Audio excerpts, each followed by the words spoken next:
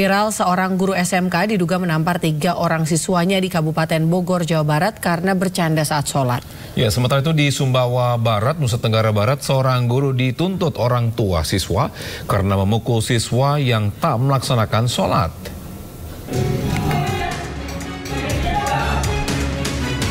Seorang oknum guru di sekolah menengah kejuruan di Desa Dayeh, Kecamatan Cilengsi, Kabupaten Bogor, Jawa Barat, diduga menampar 3 siswanya. Saat dikonfirmasi, oknum guru mengaku mendisiplin muridnya yang bercanda saat sholat. Sebenarnya bukan pemukulan, tapi hanya sedikit pendidikan terhadap anak. Karena pada waktu itu kondisi anak-anak di saat sholat, mereka itu bercanda, bahkan tendang-tendangan, bahkan dorong-dorongan. Sebenarnya udah peraturan yang memang sudah ditetapkan di kami, untuk masalah sholat ini tidak boleh dimain-mainkan. Memang itu melecehkan agama. Melecehkan agama. Sementara itu, Camat Cilengsi menyayangkan kejadian ini. Saya kira sekolah punya cara untuk bagaimana melakukan edukasi pendidikan kepada siswanya, dan saya menyayangkan ketika ada pelajar yang memang apakah itu sulit diatur, apakah melakukan deviasi, pelanggaran atau apapun itu di sekolah. Saya kira ada beberapa tahapan upaya. Ya kita jangan sampai nanti ada tindak kekerasan di dalam sekolah. Pemerintah setempat berharap ke depannya di sekolah disiplin bisa dilakukan dengan cara-cara tanpa kekerasan. Kejadian hampir sama juga terjadi di Sumbawa Barat. Seorang guru agama dipolisikan oleh orang tua murid karena memukul murid yang tidak melaksanakan sholat. Oknum guru agama memukul dengan bambu dan tangan kosong hingga leher korban bengkak. Harapan saya ya mudah-mudahan hasil persidangannya bisa mendapatkan hasil yang terbaik, karena sesungguhnya saya percaya di balik semua musibah itu pasti terdapat beberapa hikmah yang dapat kita ambil. Sebelum masuk ranah hukum, kepala sekolah sudah berupaya melakukan mediasi, namun gagal. Pasca kejadian, korban pun memilih keluar sekolah. Itu apakah langsung dikeluarkan dari sekolah atau seperti apa, Pak? Bisa dijelaskan? Oh iya. Jadi Muhammad Aditya ini tidak pernah ada kita keluarkan, tidak ada. Hanya orang tua dan anak itu kan tidak pernah datang sekolah anak-anaknya kan. Jadi anak-anak itu tidak pernah datang. Jadi kita upayakan bagaimana dia bisa sekolah. Kasus ini sudah masuk tahap persidangan dengan guru dituntut 50 juta oleh orang tua siswa. Sementara itu, Ketua Bidang Keagamaan Partai Perindo, Abdul Holik, menyayangkan perilaku kedua belah pihak, baik guru maupun orang tua murid.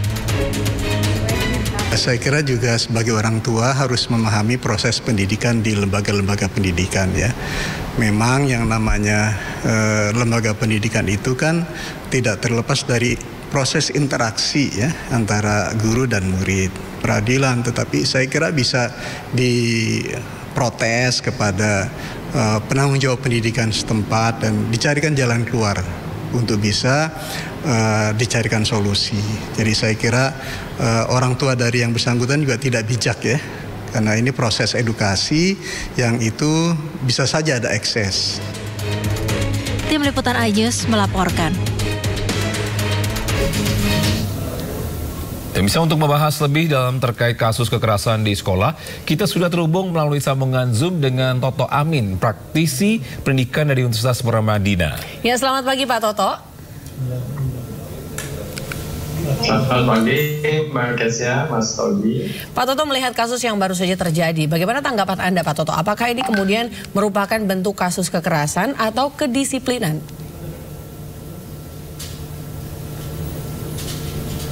Ya, saya sih melihatnya sebagai bagian dari proses pendidikan ya. Ini adalah proses pendisiplinan. Tetapi sebelum menjawab lebih jauh, saya kira ini adalah fenomena yang memprihatinkan. Karena seharusnya dalam situasi pendidikan, kedua belah pihak dalam hal ini keluarga, orang tua, dan sekolah itu sebenarnya mereka semua mitra. Nah, yang terjadi sekarang ini menunjukkan fenomena hubungan antara sekolah dan orang.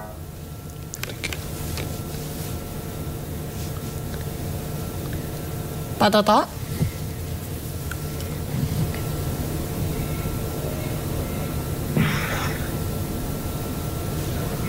Iya, Pak Toto masih bersama kami?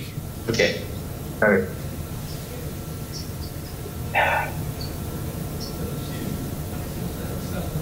Pak Toto, bisa diulang lagi Pak Toto? Jadi saya lanjutkan, sebenarnya ya bisa diulang. Jadi sudah saatnya kita melihat hubungan antara orang tua dan sekolah dalam hal mendidik anak itu sebagai hubungan kemitraan sama-sama mendidik anak.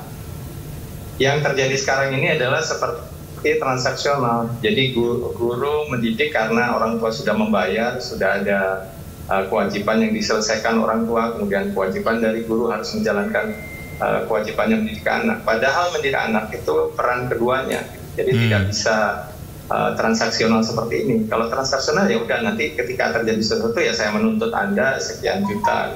Jadi itu yang salah dari kondisi pendidikan kita saat ini. Ya, tapi Pak Toto, kalau saya melihat mungkin waktu saya sekolah dulu, mungkin guru, mungkin kalau kita ngelakuin kesalahan, lempar kapur atau enggak ada penggaris. Ya. Kalau kukunya panjang tuh kena penggaris ya. Iya, ini mungkin untuk kedisiplinan kita. Tapi sekarang kalau sebenarnya Gen Z ini sedikit dimarahi guru, langsung mereka melapor ke orang tuanya, langsung dituntut gurunya. Apakah ini mental Gen Z ini melemah, Pak Toto? Saya tidak mau menyalahkan generasi ya, jadi kondisinya sudah berbeda. Jadi pertama-tama tentu kita sudah menghormati hak anak ya, hak asasi. Yang zaman kita dulu mungkin kurang begitu dihormati. Sudah ada tapi kurang dihormati. Nah, menurut saya baiknya adalah memang kita harus tetap menjaga kondisi anak-anak kita di situasi pendidikan. Sebenarnya kondisi anak itu harus dijaga, mau di sekolah, mau di luar sekolah, di rumah, itu harus selalu dijaga, tanggung jawab kita semua. Jadi menurut saya kondisi seperti ini harus dipahami oleh para pendidik, terutama guru ya. Jadi tidak harus menyalahkan generasinya, tapi memang ya situasinya sudah berbeda dan kita bagaimana mengajar tanpa harus melakukan kekerasan, bagaimana mendidik tanpa harus melakukan pendisiplinan yang terlalu berlebihan, kayak gitu. Baik, berarti memang kemudian karena adanya perbedaan generasi, mungkin berbeda karakteristik ya, Togi ya. Mungkin bisa dilihat di satu sisi sebagai satu hal yang positif, tapi kemudian bagaimana Pak Toto melihat apa yang dilakukan dari kekerasan yang dilakukan oleh seorang guru di sekolah? Jika memang apakah ada faktor-faktor yang mungkin secara berpola bisa terjadi, mungkin ini bukan hanya satu di antara banyak kasus lainnya, apa karena beban kerja yang tinggi mungkin, atau kemudian memang dari murid, karakter murid tadi yang seperti dikatakan oleh Togi, atau memang perlu ada satu pelatihan khusus bagi guru, bimbingan secara psikologis, atau bagaimana melakukan tata pembelajaran yang mungkin sesuai dengan generasi sekarang? Ya, jadi menurut saya pendidikan yang hilang dari kita adalah hilangnya Direktorat Pendidikan Keluarga di Kementerian Pendidikan. Karena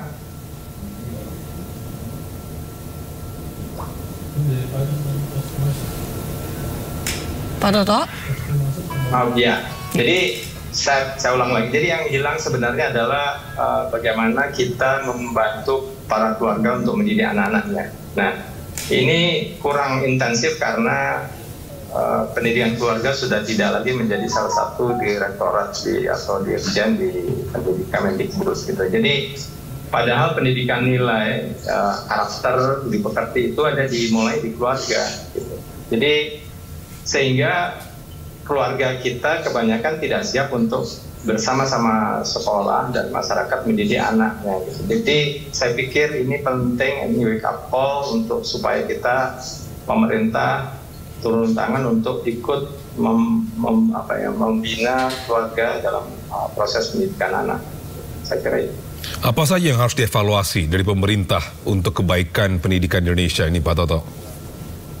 Ya, itu terlalu besar ya. Tetapi gini, menurut saya yang perlu dilakukan adalah meningkatkan kemitraan antara keluarga dan sekolah, kemudian masyarakat. Ini yang disebut diajar 3 pusat ya.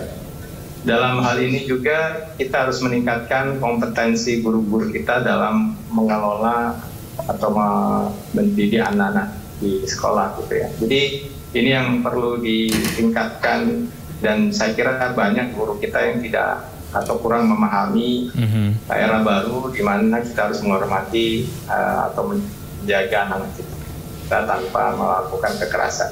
Disiplin harus ada, tetapi cara mendisiplinkan berbeda dengan zaman dulu gitu ya. Jadi harus menggunakan cara-cara baru yang maknanya adalah disiplin gitu. Tetapi jangan hanya disiplin saja, tapi juga ada kebebasan. Dan saya kira dalam kasus ini tentunya orang tua seharusnya berterima kasih karena ada guru yang memperingatkan anaknya supaya berkelakuan baik. Jadi bukannya malah menuntut.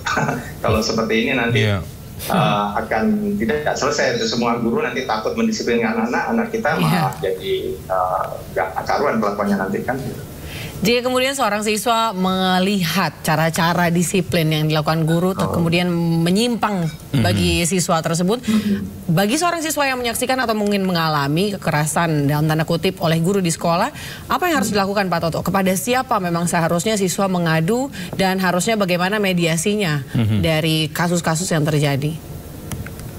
Seharusnya setiap sekolah itu punya hotline ya. Jadi hotline ini mungkin nyambung langsung ke guru BP ataupun kepala sekolah untuk kepala sekolah, pimpinan sekolah. Jadi ketika ada sesuatu itu orang tua atau anak itu bisa langsung lapor ke hotline ini. Jadi semacam whistleblower system gitu. Jadi sekolah bisa cepat mengatasi suatu masalah tanpa harus berlarut-larut gitu. Ada kejadian apa dan di mana segera diatasi. Jadi ini yang pertama harus dilakukan untuk tindakan kuratifnya atau preventifnya. Tentu guru-guru kita harus dilengkapi dengan kemampuan untuk mendisiplinkan tanpa kekerasan.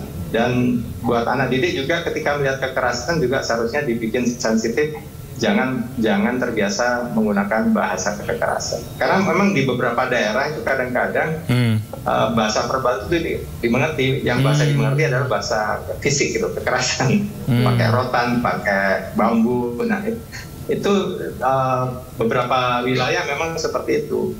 Kalau verbal saja mungkin belum memahami. Dan ini memang tingkat pemahaman masyarakat yang berbeda-beda ya di tanah air. Iya. Saya kira begitu. Tapi Pak Toto, untuk tingkat ini ya, mungkin dari segi guru sendiri, untuk kedisiplinan, batas kedisiplinan dan juga batas kekerasan oleh guru ini sebenarnya seberapa ini? Dan bagaimana untuk mencegah kekerasan guru ketika di sekolah juga?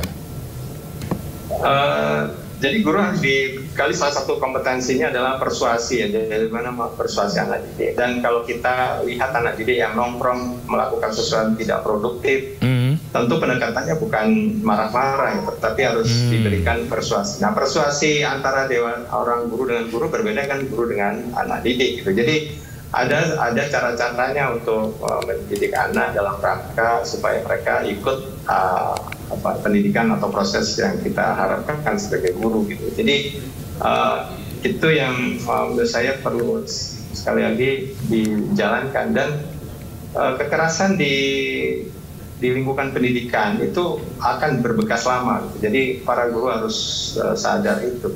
Nah di dalam ilmu pendidikan sendiri ada yang namanya keseimbangan antara kebebasan dan disiplin. Nah, guru harus punya bekal yang cukup kapan dia memberi kebebasan yang akan berujung pada kreativitas, kapan melakukan disiplin yang berujung pada kepatuhan. Nah, tidak bisa satu aja gitu. Jadi harus disebutnya kayak bandul jam gitu, swingnya itu harus kapan bebas, kapan disiplin.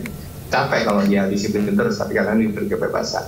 Nah, ilmu seperti itu yang harus dikuasai oleh para guru kita. Baik, secara singkat Pak Toto, apa yang perlu dilakukan oleh orang tua menghadapi kasus-kasus yang ada? Ya, saya kira orang tua harus berdialog ya. Saya kira sekolah dalam kasus ini di Sumbawa ini sekolah sudah melakukan penjelasan, persuasi. Saya kira orang tua harus berterima kasih seperti yang tadi, dan kemudian juga ini menjadi momen untuk peringatan buat kita semua, orang tua dan guru, supaya mawas diri. Dan dengan kejadian ini juga harapannya guru-guru bisa, misalnya nih kepala sekolah ada inisiatif misalnya melengkapi guru dengan pendidikan mengenai kesehatan mental, mengenai psikologi anak, mengenai cara pendisiplinan tanpa kekerasan. Saya kira itu sudah ada topik-topik yang menarik untuk menjadikan bahan pelatihan. Jadi harus dilatih, guru itu nggak bisa intuisi untuk mendisiplinkan, ada ilmunya. Oke. Tidak pakai intuisi ya. Baik Pak Toto, terima kasih telah bergabung. Ya, terima kasih Pak Toto telah bergabung bersama kami. Pak Toto Amin, praktisi pendidikan dari Universitas Paramadina. Pak Toto, terima kasih. Selamat beraktivitas kembali. Salam sehat. Salam sehat Bapak. Salam sehat semuanya.